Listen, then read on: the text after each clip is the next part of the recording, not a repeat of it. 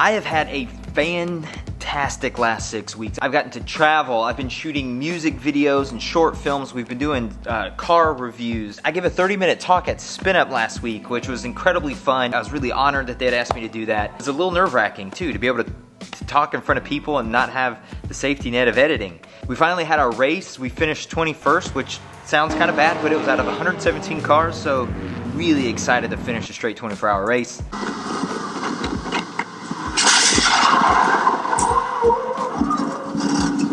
Been working on this place, which is just still really far from being done. Really contemplated filming all that stuff. I thought, man, it's gonna be a lot of really good content, but I decided to not film everything and just experience it and live in the moment, which is a big deal for me. Sometimes that's hard to do, particularly since I started doing this YouTube thing. I wanna film almost everything, but things are finally mellowing out, thank goodness, and getting a little bit more predictable, which is great.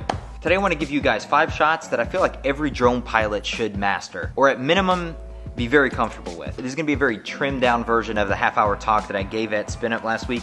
Someone just asked me if I'd turn it into a video, so number 1, the bird's eye shot. Pretty self-explanatory. Point the camera down, fly the drone up high. Instant cinematic shot. The reason I wanted to include it on this list is because I see a lot of people that will do this shot and it stays very static. The thing that first drew me to drone flying was the ability to move a camera in 3-dimensional space. Anywhere that I wanted to put a camera, or any space that I wanted a camera to move through, I could put it there now, as long as I had the skill to do it. Get comfortable operating from that bird's eye view in 3-dimensional space. Number 2, flying backwards. It's a great change of pace from your basic forward flying, and it can add a lot of drama to a scene, and it's one of my go-tos anytime that I'm gonna be flying low and fast. It's a really easy way to not worry about prop shadows or the props dipping down into the frame.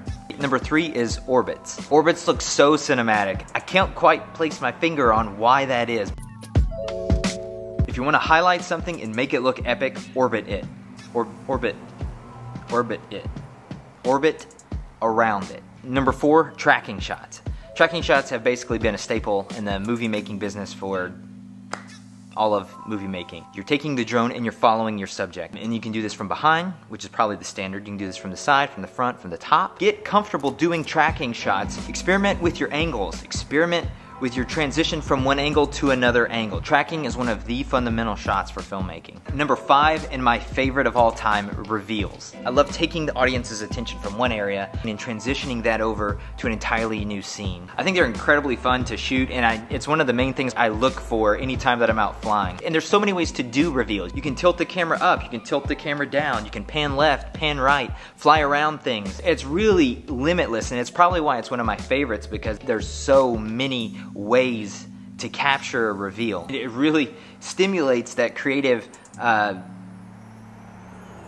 Nowadays drones have intelligent flight modes that can really facilitate or do all of these shots for you. I would really encourage you to learn how to do all of these shots manually and not rely on those intelligent flight modes at all, because when I go out to film, I don't hit record and send the drone up in the air hoping to capture something. I have to actively make good shots happen. Controlling the drone and doing all these techniques manually allows me to maybe begin a scene in one area and realize that's gonna look even better if I can start tracking but end up in an orbit. I can start flying backwards at a low altitude but then transition into a reveal. But if I had to go into my settings, go into, okay, orbit mode, that's all gonna take away from that flow of creativity, and it takes away from me transitioning from one shot to the other shot in a hurry. Get yourself comfortable flying manually. Back when I was a self-defense instructor, I used to tell people, you already have all the tools you need to defend yourself. And I'll say the same thing to you guys. You already have all the tools you need to go out and get epic, cinematic, beautiful footage. You just have to go out and challenge yourself and make those shots happen.